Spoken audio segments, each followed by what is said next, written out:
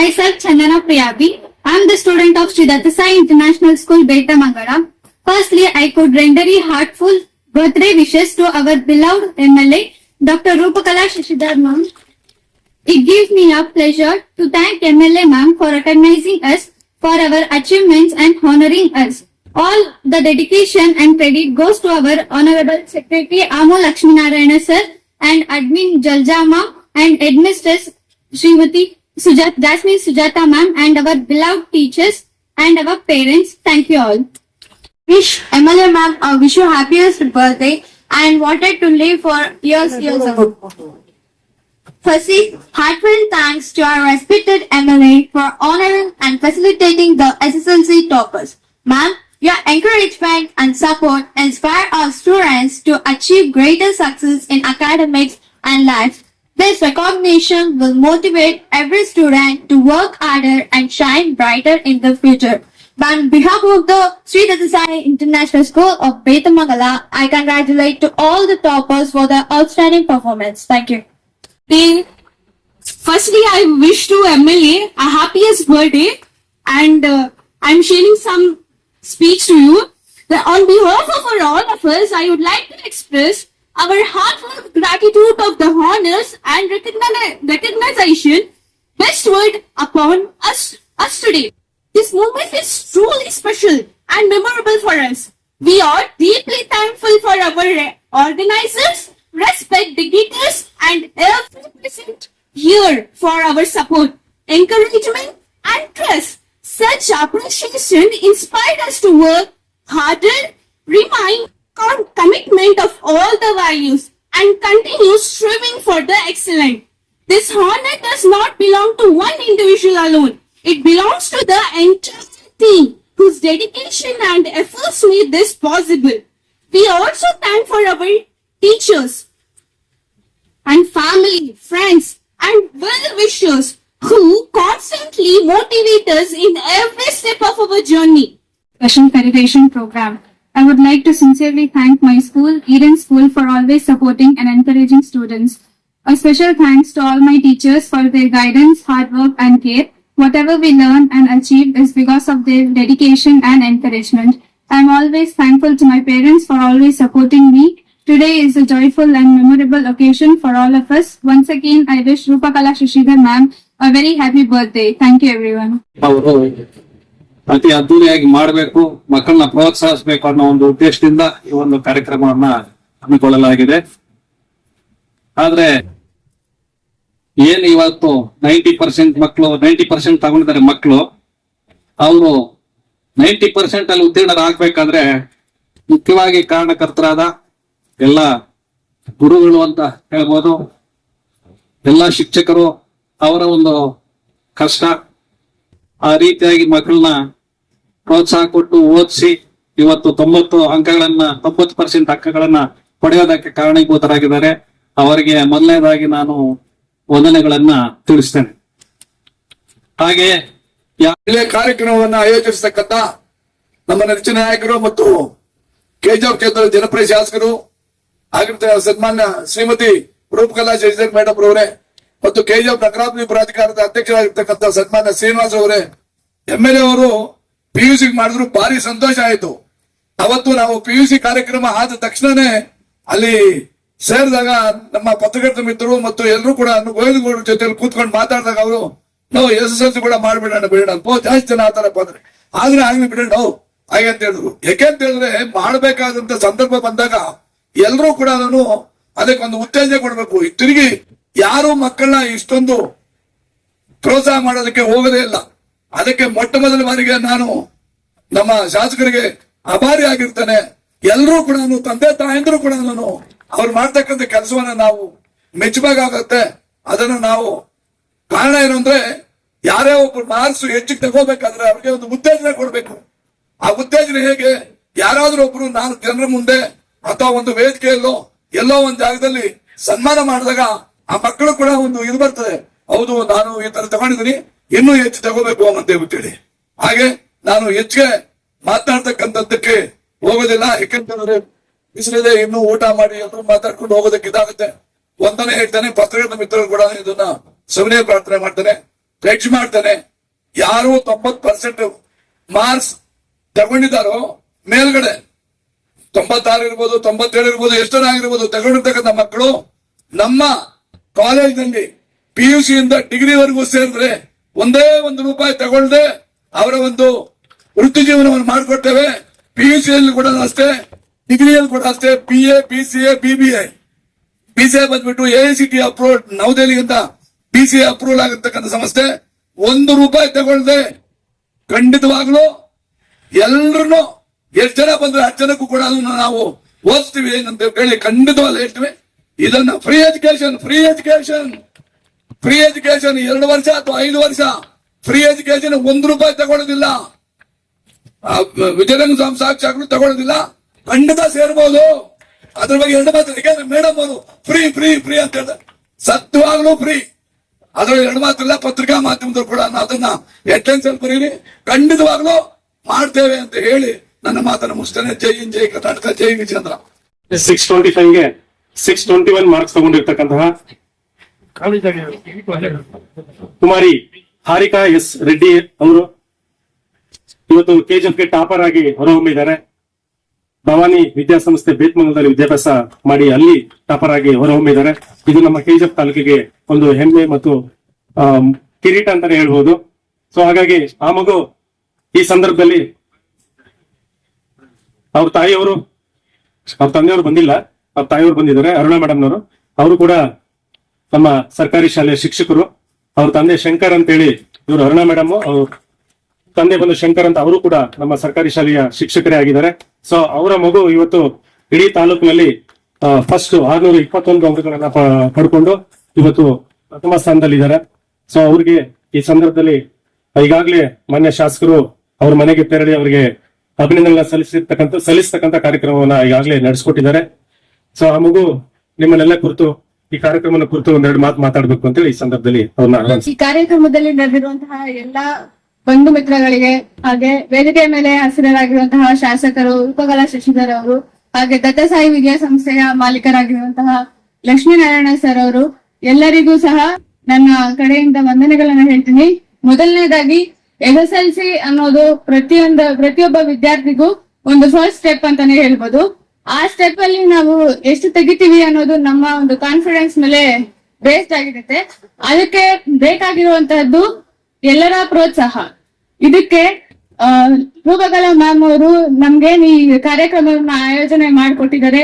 ಇದರಿಂದ ನಮಗ್ ಮಾತ್ರ ಅಲ್ಲ, ನಾವ್ ಆದ್ಮೇಲೆ ಬರುವಂತಹ ಬ್ಯಾಚ್ ಅವ್ರಿಗೂ ತುಂಬಾನೇ ದೊಡ್ಡ ಪ್ರೋತ್ಸಾಹವನ್ನ ಕೊಟ್ಟಂತಾಗತ್ತೆ. ಇವ್ರ ಬಗ್ಗೆ ಈ ಕಾರ್ಯಕ್ರಮದಲ್ಲಿ ಹೇಳುವಂತದ್ದು ಆತರ ಏನಿದೆ ಅಂತ ಜಾಸ್ತಿ ಜನ ಕೇಳ್ಬೋದು. ಅದಕ್ಕೇನಂದ್ರೆ, ನಾನು 621 ತಗೊಂಡಿರೋದು ಅವಾಗ. ಆದ್ರೆ ಅದಾದ ನಂತರ ನಮ್ಮ ಮನೆಗೂ ಬಂದಿದ್ರು. ಬಂದ ನಂತರ ನನಗೆ ತುಂಬಾನೇ ವಿಷಯ ಹೇಳಿದ್ರು. ಹಾಗೆ ಈ ತರ ಮಾಡು, ಆ ತರ ಮಾಡು, ನಿನ್ನ ಗೈಡೆನ್ಸ್ ಕೊಟ್ರು. ಕೆರಿಯರ್ಗೆ ಸರಿಯಾಗಿ ಏನೇನ್ ಗೈಡೆನ್ಸ್ ಬೇಕೋ ಅದನ್ನೆಲ್ಲ ರೂಪಕಲಾ ಮ್ಯಾಮ್ ಅವರು ಕೊಟ್ರು. ಅದಕ್ಕೆ ನನ್ನ ಕಡೆಯಿಂದ ಮ್ಯಾಮ್ಗೆ ಇವತ್ತು ಅವ್ರ ಹುಟ್ಟಿದ ದಿನ ಆಗಿರೋದ್ರಿಂದ ಅವ್ರಿಗೆ ನನ್ನ ಕಡೆಯಿಂದ ಹುಟ್ಟುಹಬ್ಬದ ಶುಭಾಶಯಗಳನ್ನ ಕೂಡ ಹೇಳ್ತೀನಿ. ಅದ್ರ ಜೊತೆಗೆ ನನ್ನ ಕೆರಿಯರ್ ಬಗ್ಗೆ ಹೇಳ್ಬೇಕು ಅಂತಂದ್ರೆ, ನಾನು ಫಸ್ಟ್ ಸ್ಟ್ಯಾಂಡರ್ಡ್ ಇಂದ 8th ವರೆಗೂ ನಾನು ದತ್ತಸಾಯಿ ಶಾಲೆಯಲ್ಲೇ ಓದಿರ್ತಕ್ಕಂಥದ್ದು. ಅದರ ಮಾಲೀಕರು ಕೂಡ ಇಲ್ಲೇ ಕೂತಿದ್ದಾರೆ ವೇದಿಕೆ ಮೇಲೆ. ಅದಾದ ನಂತರ ನನಗೆ 1ನೇ ತರಗತಿಯಿಂದ 10ನೇ ತರಗತಿವರೆಗೂ ಪಾಠ ಮಾಡಿದಂತಹ, ಹಾಗೆ ನನಗೆ ನಾಲೆಜ್ ಅನ್ನ ಶೇರ್ ಮಾಡಿರುವಂತಹ ಎಲ್ಲಾ ಟೀಚರ್ಸ್ಗೂ ನಾನು ತುಂಬಾ ಹೃದಯದ ಧನ್ಯವಾದಗಳನ್ನ ಹೇಳಕ್ಕೆ ಇಷ್ಟಪಡ್ತೀನಿ. ಹೀಗೆ ರೂಪಕಲಾ ಮ್ಯಾಮ್ ಅವರು ಈಗ ತಾನೇ ಯಾರೋ ಶಿಕ್ಷಕರು ಬಂದು ಹೇಳಿದ್ರು, ಅವರ ಸ್ಕೂಲ್ಗೆ ಬೇಕಾಗಿರುವಂತಹ ಎಲ್ಲಾ ವಸತಿಗಳನ್ನ ಮೇಡಮ್ ಅವರು ಮಾಡ್ಕೊಡ್ತಿದ್ದಾರೆ ಅಂತ. ಇದನ್ನ ನಾನು ಈಗಲೇ ನೋಡಿಲ್ಲ. ನಮ್ಮ ಮನೆಗ್ ಬಂದಾಗ ಕೂಡ ಅವರು ನನ್ನನ್ನ ಕಂಗ್ರಾಟ್ಸ್ ಮಾಡೋದ್ರ ಜೊತೆಗೆ ನಮ್ಮ ಬೇತ್ಮಂಗಲ ಶಾಲೆಯಲ್ಲಿ ಬೇತ್ಮಂಗಲಲ್ಲಿರುವಂತಹ ಒಂದು PM ಶ್ರೀ ಶಾಲೆಗೂ ಸಹ ಅವರು ಆದಂತಹ ಸಹಾಯವನ್ನ ಕೂಡ ಮಾಡಿದ್ರು. ಅದ್ರಲ್ಲೇ ಗೊತ್ತಾಗುತ್ತೆ ಅವರು ಪ್ರೊಫೆಷನ್ಗೆ ಎಷ್ಟು ಡೆಡಿಕೇಟೆಡ್ ಆಗಿರ್ತಾರೆ ಅಂತ. ಇದರಿಂದ ನಮ್ಗೆಲ್ಲರಿಗೂ ಸಹ ಮೋಟಿವೇಶನ್ ಅನ್ನೋದು ಮ್ಯಾಮ್ ನ ನೋಡಿದ್ರೇ ಸಿಗುತ್ತೆ. ಹೀಗೆ ಮುಂದೆ ಕೂಡ ಇದೇ ತರನೇ ಸಾಧನೆ ಮಾಡ್ಬೇಕು ಅನ್ನೋದು ಎಲ್ಲಾ ವಿದ್ಯಾರ್ಥಿಗಳಿಗೂ ಪ್ರೋತ್ಸಾಹ ಕೊಟ್ಟಂಗೆ ಇರುತ್ತೆ. ಸೊ ಎಲ್ಲರಿಗೂ ನಾನು ಥ್ಯಾಂಕ್ಸ್ ಹೇಳಕ್ ಇಷ್ಟಪಡ್ತೀನಿ. Thank you. ಮೊದಲಿಗೆ ನಾನು ಡಾಕ್ಟರ್ ರೂಪಕಲಾ ಶಶಿಧರ್ ಮೇಡಮ್ ಅವರಿಗೆ, ನಮ್ಮ ಕರ್ನಾಟಕ ರಾಜ್ಯ ಸರ್ಕಾರಿ ನೌಕರ ಸಂಘ ಕೆಜಿಎಫ್ ತಾಲೂಕು ವತಿಯಿಂದ ಹಾಗೂ ನಾನು ವೈಯಕ್ತಿಕವಾಗಿ ಅವರಿಗೆ ಹುಟ್ಟುಹಬ್ಬದ ಶುಭಾಶಯಗಳನ್ನ ಸಲ್ಲಿಸ್ತಾ ಇದ್ದೇನೆ. ಸೇವೆಗೆ ಇನ್ನೊಂದು ಹೆಸರೇ ನಮ್ಮ ರೂಪಕಲಾ ಮೇಡಮ್ನವರು. ಯಾಕಂದ್ರೆ ಹತ್ರ ಇದ್ದಾಗ ಮಾತ್ರ ಗೊತ್ತಾಗುತ್ತೆ ಅವರ ಸೇವೆ ಎಂತದ್ದು ಅಂತಕ್ಕಂಥದ್ದು. ಯಾಕಂದ್ರೆ ಅವ್ರ ಜೊತೆ ನಾನು ನಿಕಟವಾದ ಒಂದು ಸಂಬಂಧವನ್ನು ನಿಕಟವಾಗಿ ಅಂದ್ರೆ ಅವ್ರ ಹತ್ರನೇ ಇರೋದ್ರಿಂದ ಅವ್ರ ಸರ್ವಿಸ್ ಎಂತದ್ದು, ಅವ್ರ ಆಲೋಚನೆಗಳು ಎಂತದ್ದು ಅಂತಕ್ಕಂಥದ್ದು ನಾನು ಹತ್ರದಿಂದ ನೋಡಿದ್ದೇನೆ. ಸೊ ಹಾಗಾಗಿ ನಾನು ಆ ಮಾತನ್ನ ಹೇಳಲಿಕ್ಕೆ ಬಯಸ್ತಾ ಇದ್ದೇನೆ. ಮತ್ತೆ ನಮ್ಮ ಹೊಸ ವಿಚಾರ ಏನಪ್ಪಾ ಅಂದ್ರೆ, ನಮ್ಮ ಕ್ಯಾಸಂಬಳ್ಳಿ ಸರ್ಕಾರಿ ಪದವಿ ಪೂರ್ವ ಕಾಲೇಜು ಇದೀಗ ಒಂದು 15-20 ದಿನಗಳ ಹಿಂದೆ ಹೊಸ ಒಂದು PU ಕಾಲೇಜನ್ನ ತಂದಿದ್ದಾರೆ. ಇದುವರೆಗೂ ಅಲ್ಲಿ PU ಕಾಲೇಜ್ ಇರಲಿಲ್ಲ, ಬಹಳ ದಶಕಗಳಿಂದ ಅಲ್ಲಿ ಹೋರಾಟ ನಡೀತಾ ಇತ್ತು. ಆದ್ರೆ ಈಗ ಅಲ್ಲಿಗೆ ಒಂದು PU ಕಾಲೇಜು ಸ್ಯಾಂಕ್ಷನ್ ಆಗಿದೆ. ಸೊ ಇದನ್ನ ಈ ಸಂದರ್ಭದಲ್ಲಿ ಈ ಮಾತಲ್ಲಿ ಹೇಳಲಿಕ್ಕೆ ಸಾಧ್ಯ ಇಲ್ಲ. ಬಹಳನೇ ಆ ವಿಚಾರವಾಗಿ ಅವರು PU ಬೋರ್ಡ್ಗೆ ಮತ್ತೆ ಸರ್ಕಾರದ ಮುಂದೆ ಹೋರಾಟ ಮಾಡಿ ಇವತ್ತು ಆ ಕಾಲೇಜನ್ನ ತಂದಿದ್ದಾರೆ. ಇದೊಂದು ಎಕ್ಸಾಂಪಲ್ ಅಷ್ಟೇ. ಸೊ ಹಾಗಾಗಿ ಶಿಕ್ಷಣ ಕ್ಷೇತ್ರಕ್ಕೆ ಏನೆಲ್ಲಾ ಬೇಕೋ KGF ಮೊರಾರ್ಜಿ ಶಾಲೆಗಳಾಗಿರ್ಬೋದು, ವಸತಿ ಶಾಲೆ, ಅದು ಎಲ್ಲಾನು ರೆಸಿಡೆನ್ಷಿಯಲ್ ಆಗಿದ್ದು ಎಲ್ಲಾನು ಕೂಡ ವ್ಯವಸ್ಥೆ ಇರ್ತಕ್ಕಂತ ಶಾಲೆ. ಸೊ ಎಲ್ಲ ರೀತಿಯಲ್ಲೂ ಕೂಡ ಶಿಕ್ಷಣಕ್ಕೆ ಒಂದು ಉತ್ತಮವಾಗಿರ್ತಕ್ಕಂತ ಒಳ್ಳೆ ಒತ್ತನ್ನ ಕೊಟ್ಟು ಇವತ್ತು ಶಿಕ್ಷಣಕ್ಕೆ ಮಾರ್ಗದರ್ಶಕರಾಗಿದ್ದಾರೆ. ಕಳೆದ ವರ್ಷ ನಮ್ಮ ರಿಸಲ್ಟ್ ಕಡಿಮೆ ಬಂದಾಗ ನಮ್ಮನ್ನೆಲ್ಲ ಕರೆದು ಅದಕ್ಕೆ ಕಾರಣಗಳೇನು, ಮುಂದೆ ಏನ್ ಮಾಡ್ಬೇಕು ಅಂತ ಹೇಳಿ ನಮ್ಗೆಲ್ಲ ರೀತಿಯಲ್ಲೂ ಮಾರ್ಗದರ್ಶನ ಕೊಟ್ಟು ನಮ್ಗಿರ್ತಕ್ಕಂಥ ಎಲ್ಲ ಸಮಸ್ಯೆಗಳನ್ನ ಬಗೆಹರಿಸಿ ಈ ಬಾರಿ ಒಂದು ಒಳ್ಳೆ ಉತ್ತಮವಾಗಿರ್ತಕ್ಕಂಥ ಒಂದು ಗುಣಾತ್ಮಕವಾಗಿರ್ತಕ್ಕಂಥ ರಿಸಲ್ಟ್ ಬರ್ಲಿಕ್ಕೆ ಅದರಲ್ಲಿ ಅವರ ಮಾರ್ಗದರ್ಶನ ಕೂಡ ಇದೆ ಅಂತಕ್ಕಂಥದ್ದನ್ನ ನಾನು ಈ ಸಂದರ್ಭದಲ್ಲಿ ಹೇಳಿಕ್ ಬಯಸ್ತೇನೆ. ಸೊ ಹೀಗೆ ಮೇಡಮ್ ಅವರ ಒಂದು ಶಿಕ್ಷಣ ಕ್ಷೇತ್ರಕ್ಕೆ ಅವರ ಕೊಡುಗೆ ಅಪಾರ ಅಂತಕ್ಕಂಥದ್ದನ್ನ ನಾವು ಹೇಳ್ತಾ ಹೋದ್ರೆ ಇವತ್ತು ಈ ದಿನ ಎಲ್ಲ ನಮ್ಗೆ ಸಾಕಾಗೋದಿಲ್ಲ. ಸೊ ಹಾಗಾಗಿ ಮೇಡಮ್ ಅವ್ರಿಗೆ ನಾನು ಈ ಸಂದರ್ಭದಲ್ಲಿ ಹೃದಯಪೂರ್ವಕ ಧನ್ಯವಾದ ಅರ್ಪಿಸ್ತಾ ಇದ್ದೇನೆ. ಇನ್ನೊಂದು ವಿಶೇಷ ಏನಪ್ಪಾ ಅಂದ್ರೆ, ಇವತ್ತು ಅವರ ಹುಟ್ಟಿದ ದಿನ ಇವತ್ತು ನಮ್ಮ ತಾಯಂದಿರ ದಿನ ಕೂಡ ಹೌದು. ಸೊ ಮದರ್ಸ್ ಡೇ ಇವತ್ತು ನೋಡಿ, ಎಂತ ಕಾಕತಾಳೀಯ ನೋಡಿ, ಇವತ್ತೇ ಅವರ ಜನ್ಮದಿನ ಜೊತೆಗೆ ತಾಯಂದಿರ ದಿನ. ಸೊ ಅವರು ನಮ್ಮ ತಾಲೂಕನ್ನ ತಗೊಂಡ್ರೆ ಒಂದು ತಾಯಿ ಸ್ಥಾನದಲ್ಲಿದ್ದಾರೆ. ಎಲ್ಲರನ್ನೂ ಕೂಡ ಒಂದೇ ರೀತಿ ಒಂದೇ ಭಾವನೆಯಿಂದ ಅವರಲ್ಲಿ ಯಾವುದೇ ಭೇದ ಭಾವ ಇಲ್ಲ. ಕೆಲವರು ಹೇಳ್ಬೋದು ಒಂದು ಬೇರೆ ಬೇರೆ ರೀತಿಯಲ್ಲಿ ಅವ್ರ ಭೇದ, ಅವರಲ್ಲಿ ಯಾರು ಹೋದ್ರು ಯಾರು ಏನ್ ಕೇಳಿದ್ರು ಕೂಡ ನನ್ನ ಕೈಲಿ ಆಗೋದಿಲ್ಲ ಅಂತ ಹೇಳಲ್ಲ. ಅವ್ರ ಕೈಲಿ ಏನ್ ಸಾಧ್ಯ ಆಗುತ್ತೋ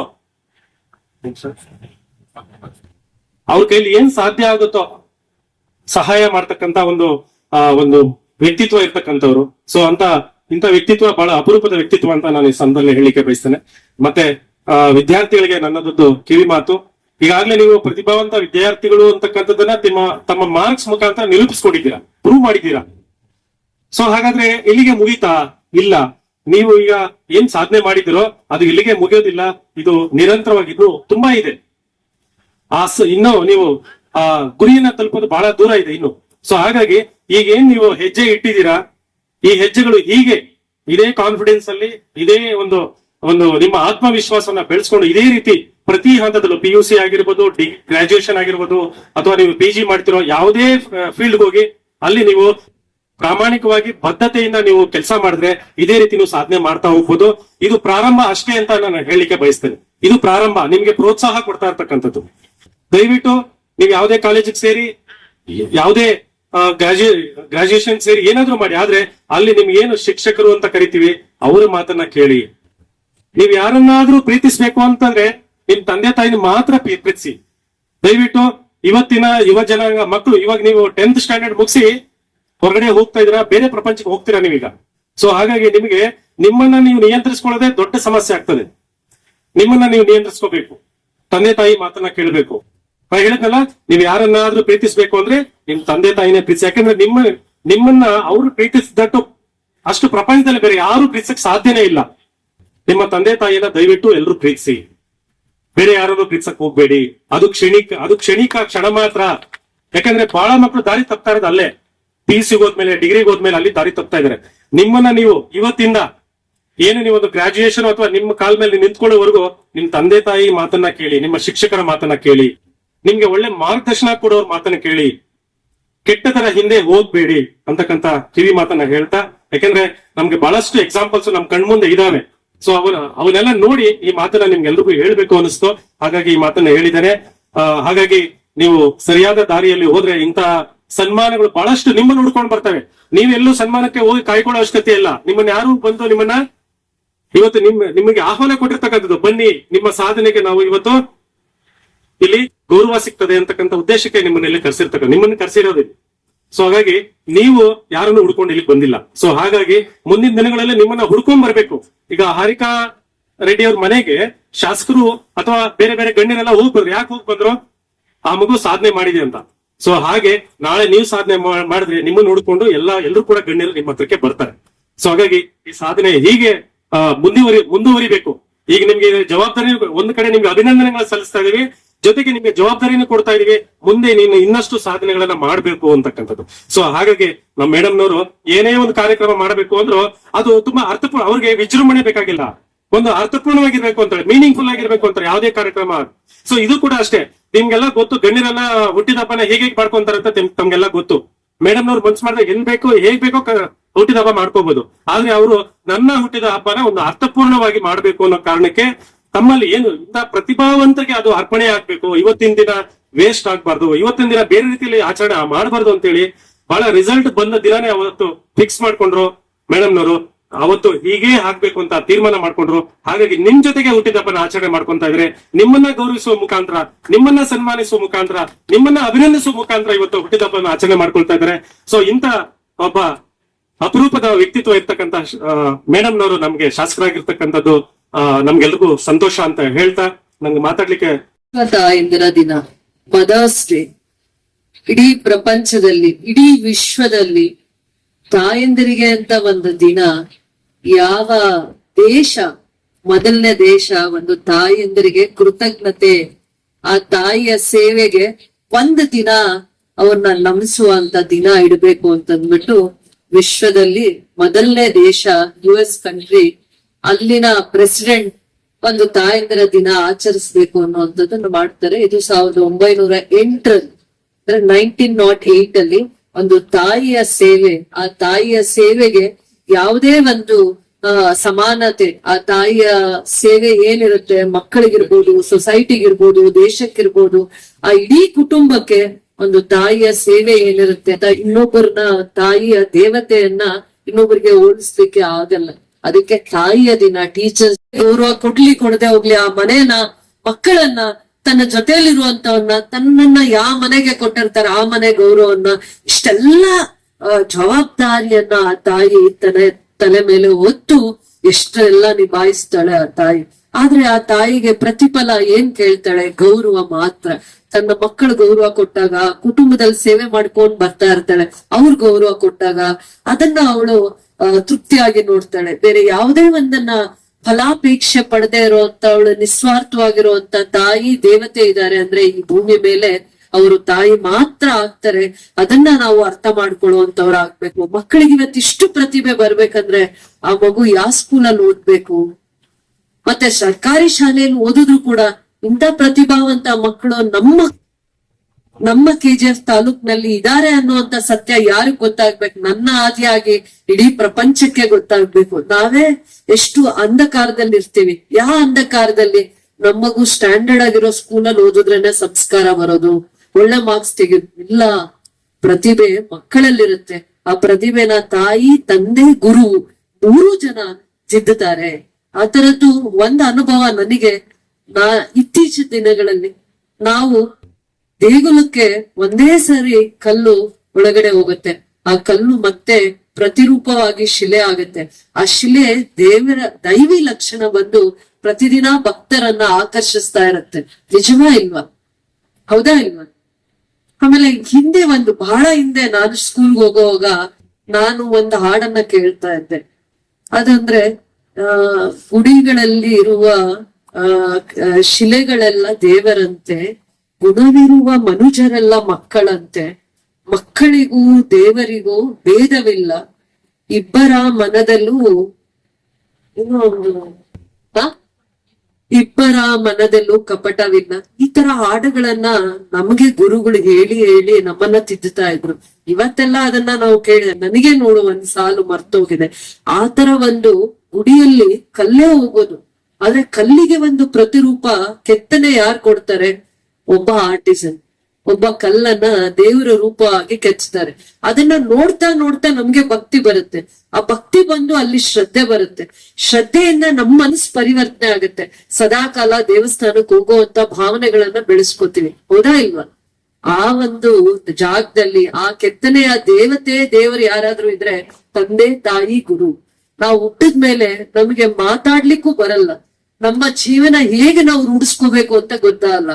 ಆ ದೇವರು ನಮ್ ಕಣ್ಮುಂದೆ ಕಾಣುವಂತ ದೇವ್ರು ಯಾರಾದ್ರೂ ಇದ್ರೆ ಆ ಶಿಲ್ಪಿಯನ್ನ ಮಾಡುವಂತವ್ರು, ಮಕ್ಕಳನ್ನ ಶಿಲ್ಪಿಯಾಗಿ ಮಾಡುವಂತವ್ರು ಯಾರಾದ್ರೂ ಇದ್ರೆ ತಂದೆ ತಾಯಿ ಗುರುಗೆ ಮಾತ್ರ ಅಷ್ಟು ಶಕ್ತಿ ಇರುತ್ತೆ. ಶಾಲೆಗಳನ್ನ ಶಾರದೆಯ ದೇಗುಲ ಅಂತ ಆರಾಧಿಸ್ತಾರೆ. ಏನಂತಾರೆ? ಶಾಲೆಗಳು ಶಾರದೆಯ ದೇಗುಲ, ಶಾರದೆಯನ್ನ ನೋಡುವಂತ ದೇಗುಲ. ಸರಸ್ವತಿ ಇರುವಂತ ಜಾಗಕ್ಕೆ ಎಲ್ಲಾ ದೇವತೆಗಳು ಹುಡುಕೊಂಡು ಬರ್ತಾರಂತೆ. ಸರಸ್ವತಿ ಇರುವಂತ ಜಾಗದಲ್ಲಿ ಅಷ್ಟು ಪವಿತ್ರತೆ ಇರುತ್ತಂತೆ, ಅದಕ್ಕೆ ವಾಸ್ತು ದೋಷ ಇರಲ್ಲ ಅಂತೆ. ಸರಸ್ವತಿಗೆ ಅಷ್ಟು ಶಕ್ತಿ ಇರುತ್ತಂತೆ, ಸರಸ್ವತಿಗೆ ಜ್ಞಾನದ ಶಕ್ತಿ ಜಾಸ್ತಿ ಇರುತ್ತಂತೆ. ಆ ಜಾಗದಲ್ಲಿ ಪವಿತ್ರತೆನೂ ಇರುತ್ತಂತೆ. ಅಲ್ಲಿ ಏನಂತಾರೆ, ವಾಸ್ತು ದೋಷ ಇನ್ನೊಂದು ಮತ್ತೊಂದು ಅದೇನೂ ಇರಲ್ಲ. ಎಲ್ಲಿ ಶಾಲೆ ಇದೆ ಅದೇ ದೇಗುಲ, ಜ್ಞಾನದ ದೇಗುಲ, ಶಾರದೆಯ ದೇಗುಲ ಅಂತ ನಾವು ಭಾವಿಸ್ಬೇಕು. ಇವತ್ತು ನಿಮ್ಮ ಪ್ರತಿಭೆ ಯಾವ ರೀತಿ ಮೌಲ್ಯಾಧಾರಿತ ಪ್ರತಿಭೆ ಆಗ್ಬೇಕು. ನಮಗೆ ಏನ್ ಸಂಸ್ಕಾರ ಬರ್ಬೇಕಂದ್ರೆ, ಮೊದಲನೇದಾಗಿ ತಂದೆ ತಾಯಿಯನ್ನ ಕಷ್ಟಗಳನ್ನ ಅರ್ಥ ಮಾಡ್ಕೋಬೇಕು. ತಂದೆ ತಾಯಿ ತಮ್ಮ ಕಷ್ಟಗಳನ್ನ ನುಂಗಿ ನೀರು ಕುಡಿದು ನಿಮಗೆ ಒಳ್ಳೆ ಭವಿಷ್ಯನ ಕೊಡ್ತಾರೆ. ನೀವ್ ಅದನ್ನ ಆಲೋಚನೆ ಮಾಡ್ಬೇಕು. ತಂದೆ ತಾಯಿ ಯಾರು ಕೂಡ ತನ್ನ ಮಕ್ಕಳಿಗೆ ಏನ್ ಕಷ್ಟ ಇದೆ, ನನ್ನ ಆರೋಗ್ಯದಲ್ಲಿ ಏನ್ ಕಷ್ಟ ಇದೆ ಏನೂ ಹೇಳಲ್ಲ. ನಮ್ ಮಕ್ಕಳು ಓದ್ಲಿ, ಅವ್ರ ಓದಿಗೆ ಏನೂ ಅಡೆತಡೆ ಆಗ್ಬಾರ್ದು, ಅವ್ರು ಚೆನ್ನಾಗ್ ಓದ್ಕೊಳ್ಳಿ, ಅವ್ರು ಟ್ಯೂಷನ್ಗೆ ಹೋಗ್ಲಿ, ಅವ್ರು ನನಗಿಂತ ಉತ್ತಮವಾಗಿರುವಂತ ಜೀವನ ಇರ್ಲಿ, ಜೀವನವನ್ನ ಕಟ್ಕೊಳ್ಳಿ ಅನ್ನುವಂತ ಉದ್ದೇಶ ಆ ತಂದೆ ತಾಯಿಗಳ ಮನಸ್ಸಲ್ಲೇ ತಪಸ್ ಮಾಡ್ತಾ ಇರ್ತಾರೆ. ಮಕ್ಕಳಿಗೆ ಒಳ್ಳೇದ್ ಕೊಡುವಂತ ತಂದೆ ತಾಯಿ ಮನಸ್ಸಲ್ಲಿ ಒಳ್ಳೇದನ್ನ ಕೋರ್ತಾ ಮಾಡ್ತಾರೆ ಅಂತ ತುಂಬಾ ಭಯ ಭಕ್ತಿ ತೋರಿಸ್ತೀವಿ. ಕಾಣುವ ದೇವರು ಗುರು ಆಗ್ಲಿ, ತಾಯಿ ಆಗ್ಲಿ, ತಂದೆ ಆಗ್ಲಿ ನಮಗೆ ಒಂದು ಸಂಸ್ಕಾರವನ್ನ ಕೊಟ್ಟು ಒಂದು ಒಳ್ಳೆಯ ಜ್ಞಾನ ದೇಗುಲದಲ್ಲಿ ಓದ್ಲಿಕ್ಕೆ, ಭವಿಷ್ಯವನ್ನ ಕಟ್ಕೊಳ್ಳಿಕ್ಕೆ, ನಮಗೆ ಮೌಲ್ಯಗಳನ್ನ ತಿದ್ದುಕೊಳ್ಳಿಕ್ಕೆ ಒಂದು ಅವಕಾಶವನ್ನ ಮಾಡಿಕೊಟ್ಟಿರ್ತಾರೆ. ಅವರು ಪ್ರತಿ ಹಂತದಲ್ಲೂ ಅವ್ರ ಜೀವನದಲ್ಲಿ ಏನು ಸಾಧಿಸದೇ ಇರ್ಬೋದು, ಆದ್ರೆ ನಮಗೆ ಸಾಧನೆ ಮಾಡ್ಲಿಕ್ಕೆ ಪ್ರೋತ್ಸಾಹ ಕೊಡ್ತಾ, ನಮ್ಮನ್ನ ತಿದ್ದಿ ಬೈದು, ನಮ್ಮನ್ನ ಕಲ್ಲಾಗಿರುವಂತ ಮನಸ್ಸನ್ನ ಮೂರ್ತಿಯಾಗಿ, ಶಿಲೆಯಾಗಿ ನಾವು ಸಮಾಜಕ್ಕೆ ಒಂದು ಏನೋ ಒಂದು ಕೊಡುಗೆ ಆಗುವಂತ ರೂಪವನ್ನ ತರುವಂತ ಶಕ್ತಿ ಯಾರಿಗಾದ್ರೂ ಇದ್ರೆ ಗುರುವಿಗೆ. ಗುರು ನಮ್ಮನ್ನ ಗುರ್ತಿಸಿ ನಮ್ಮ ಪ್ರತಿಭೆಯನ್ನ ತಿಳ್ಕೊಳ್ಳೋ ಮಟ್ಟಕ್ಕೆ ತಂದೆ ತಾಯಿ ಕರ್ಕೊಂಡ್ಬಂದ ಆ ದಾರಿಯಲ್ಲಿ ನಿಲ್ಲಿಸ್ತಾರೆ. ಇವತ್ತು ಆ ತಂದೆ ತಾಯಿಗೆ ಒಂದೇ ಹೆಮ್ಮೆ, ಬರ್ತಾ ಬರ್ತಾ ನಮ್ಗೆ ಹೇಗೆ ನಿಮ್ಮನ್ನ ನೋಡ್ತಾ ಇದ್ದಾಗ ಖುಷಿ ಆಗುತ್ತೋ, ಏನಾದ್ರೂ ನೋಡಿ ತಂದೆ ತಾಯಿಗೆ ತನ್ನ ಮಕ್ಕಳನ್ನ ನೋಡಿದಾಗ ಸಿಗೋ ಆನಂದ, ಅವ್ರೇನಾದ್ರೂ ಜೀವನದಲ್ಲಿ ಸಾಧನೆ ಮಾಡುವಾಗ ಸಿಕ್ಕಂತ ಆಸ್ತಿ. ಏನ್ ಆಸ್ತಿ ಅಂದ್ರೆ ನಿಮ್ಮನ್ನ ನೋಡೋದೇ ಒಂದು ಆಸ್ತಿ ಅವ್ರಿಗೆ. ಆಮೇಲೆ ನೀವು ಸಾಧನೆ ಮಾಡಿರೋದೇ ಅವ್ರಿಗೊಂದು ಆಸ್ತಿ. ನೀವು ಖುಷಿಯಾಗಿ ನಿಮ್ಮ ಜೀವನದಲ್ಲಿ ಬದುಕನ್ನ ಕಟ್ಕೊಂಡಾಗ ಅದು ಅವ್ರಿಗೆ ತಂದ್ಕೊಡೋ ಅಂತ ನೆಮ್ಮದಿ ಬೇರೆ ಏನ್ರಲ್ಲೂ ಸಿಕ್ಕಲ್ಲ. ಆದ್ರೆ ಇವತ್ತು ಚಿಕ್ಕ ಮಕ್ಕಳಿದ್ದೀರಾ, ನೀವು ಪ್ರತಿಭಾವಂತ ಮಕ್ಕಳಾಗಿದ್ದೀರಾ.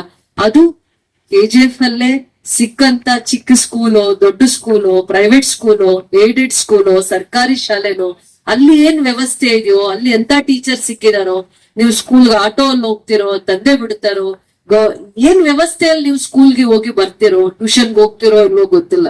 ಸಿಕ್ಕ ವ್ಯವಸ್ಥೆಯಲ್ಲಿ ನಿಮ್ಮ ಈ ಪ್ರತಿಭೆಯನ್ನ, ನಿಮ್ಮ ಪರಿಶ್ರಮದಿಂದ ಪ್ರತಿ ವರ್ಷನೂ ಮಕ್ಕಳು ಇಷ್ಟೆಲ್ಲಾ ಒಳ್ಳೆಯ ಮಾರ್ಕ್ಸ್ ಅನ್ನ, ಅಂಕಗಳನ್ನ ಪಡ್ಬೇಕಂದ್ರೆ ನಿಮಗೆ ಅಲ್ಲಿ ಕಾನ್ಸಂಟ್ರೇಷನ್ ಇರ್ಬೇಕು. ಅಂದ್ರೆ ನಿಮ್ಮ ಪರಿಶ್ರಮ, ಆಸಕ್ತಿ ಅವಶ್ಯಕತೆ ಇರುತ್ತೆ. ಅದನ್ನ ಪ್ರತಿ ಹಂತದಲ್ಲೂ ಪರಿಶ್ರಮದ ಮೇಲೇನೋ, ನಿಮ್ಮ ಶಾಲೆಗೆ ಬಂದಾಗ ಗುರುಗಳು, ಶಿಕ್ಷಕರಿರ್ಬೋದು ಆ ಪ್ರೋತ್ಸಾಹ ಇರುತ್ತಲ್ಲ, ನೀವು ಕೂಡ ಏನಾದ್ರೂ ಸಾಧನೆ ಮಾಡ್ಬೋದು ಅನ್ನುವಂತ ಪ್ರೋತ್ಸಾಹ ಇದೆಯಲ್ಲ, ಅದು ಜೀವನಕ್ಕೆ ತುಂಬಾ ಮುಖ್ಯ. ಪ್ರತಿಯೊಂದು ವಿದ್ಯಾರ್ಥಿನ ಪೋಷಣೆ ಮಾಡೋ ತರ ಅವರಲ್ಲಿರುವಂತ ಏನೇನು ಅವರಲ್ಲಿ ಒಂದು ಪ್ರತಿಭೆ ಇರುತ್ತೆ, ಅದನ್ನ ಹೊರಗಡೆ ತೆಗೆಯುವಂತದ್ದು ಗುರುಗಳಿಗೆ ಮಾತ್ರ ಇರುತ್ತೆ. ಗುರು ಇಲ್ದೆ ಏನು ಸಾಧನೆ ಮಾಡಕ್ ಆಗಲ್ಲ.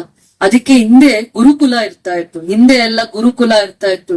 ಅಲ್ಲಿ ಸ್ವಂತ ಕೆಲಸಗಳನ್ನ ನಾವೇ ಮಾಡ್ಕೊಂಡು ಗುರುಕುಲದಲ್ಲಿ ವಿದ್ಯೆಯನ್ನ ಅಭ್ಯಾಸ ಮಾಡ್ಲಿಕ್ಕೆ ಹೋಗ್ತಾ ಇದ್ವಿ. ಇವತ್ತು ಕೂಡ ಗುರುಗಳು ಮಾತ್ರ ತನ್ನ ಶಿಷ್ಯರನ್ನ ಗುರುಗಿಂತ ಎತ್ತರದ ಸ್ಥಾನದಲ್ಲಿ ಬೆಳೆಸ್ಲಿಕ್ಕೆ ಮಾತ್ರ ಆಗುತ್ತೆ. ಬೇರೆ ಯಾವುದೇ ಒಂದು ಪವಿತ್ರವಾಗಿರುವಂತ ಗುರು ಬಿಟ್ರೆ ಇನ್ಯಾರು ಕೂಡ ಅಂತ ಪ್ರೋತ್ಸಾಹ ಕೊಡ್ಲಿಕ್ಕೆ ಆಗಲ್ಲ ಅಂತ ಅಂದ್ಬಿಟ್ಟು ನಾನು ನಿಮ್ಗೆ ಹೇಳ್ತಾ ಇದ್ದೀನಿ. ಗುರು ಗೌರವವಾಗಿ ನೀವು ಈ ಮಕ್ಕಳನ್ನ ತಿದ್ದೋದಕ್ಕೆ ಅವಕಾಶ ಇದೆ, ಒಂದು ಪ್ರಯತ್ನ ಮಾಡಿ ಅಂದ್ರೆ ಇಂತ ಒಳ್ಳೆ ರಿಸಲ್ಟ್ಸ್ ಅನ್ನ ಹೇಗಂತಾರೆ, ನಾನು ಒಂದೇ ಒಂದ್ ಬಾಲ್ ನನ್ ಕೋರ್ಟಿಗೆ ಬರ್ಲಿ ಅಂದ್ರೆ ಎಷ್ಟು ಬಾಲ್ ಇರುತ್ತೋ ಅಷ್ಟು ನನ್ ಕೋರ್ಟಿಗೆ ಬರೋಂಗ್ ಮಾಡ್ಬಿಟ್ರು ಅಂತ ಏನಾದ್ರೂ ಶಕ್ತಿ ಇದ್ರೆ ಆ ಗುರುಗಳಿಗೆ ಮಾತ್ರ. ಒಂದ್ ಬಾಲ್ ಬಂದ್ರೆ ಸಾಕು ಅಂತ ನಾನು, ಒಂದ್ ಅಚೀವ್ಮೆಂಟ್ ಸಾಕು ಅಂತ ನಾನು ಖುಷಿ ಪಡ್ತಾ ಇದ್ದೆ. ಒಂದು ಪ್ರತಿಭೆ ಹರ್ಷಿತಾ ಅನ್ಸುತ್ತೆ, ಆರಿಕಾ ಇಡೀ ರಾಜ್ಯದಲ್ಲಿ 4ನೇ ರ್ಯಾಂಕ್ ತಗೊಂಡಿದ್ದಾಳೆ, 4th ರ್ಯಾಂಕ್ ತಗೊಂಡಿದ್ದಾಳೆ. ಒಂದು ಪ್ರತಿಭೆ ಸಾಕು ಅಂದ್ರೆ ಇಷ್ಟು ಜನ ಪ್ರತಿಭಾವಂತರಿದ್ದಾರೆ ಅಂತ. 90% ನಮ್ ಕಾಲದಲ್ಲೆಲ್ಲ 60% ಅಂದ್ರೆ ಪ್ರತಿಭಾವಂತರು, ಇವತ್ತು 90% ಬಂದಿದೀವಿ. 60% ಬಂದಿರೋರು ಪ್ರತಿಭಾವಂತರೆ, 90% ಬಂದಿರೋರು ಪ್ರತಿಭಾವಂತರೆ. ಆದ್ರೆ ನೀವು ವ್ಯಾಲ್ಯೂ ಎಜುಕೇಶನ್ ನ ತುಂಬಾ ಗಮನ ಹರಿಸಿ. Value education is very important. ಅದಾದ್ಮೇಲೆ ಅಬ್ದುಲ್ ಕಲಾಂ ಹೇಳ್ತಾರೆ, ಅವ್ರು ಒಂದು ಬೀಯಿಂಗ್ ಎ ಟೀಚರ್, ಅದಾದ್ಮೇಲೆ ಅವ್ರು ಸೈಂಟಿಸ್ಟ್ ಆಗೋದು. Education is a weapon. Use the weapon to change the world, change the social standards.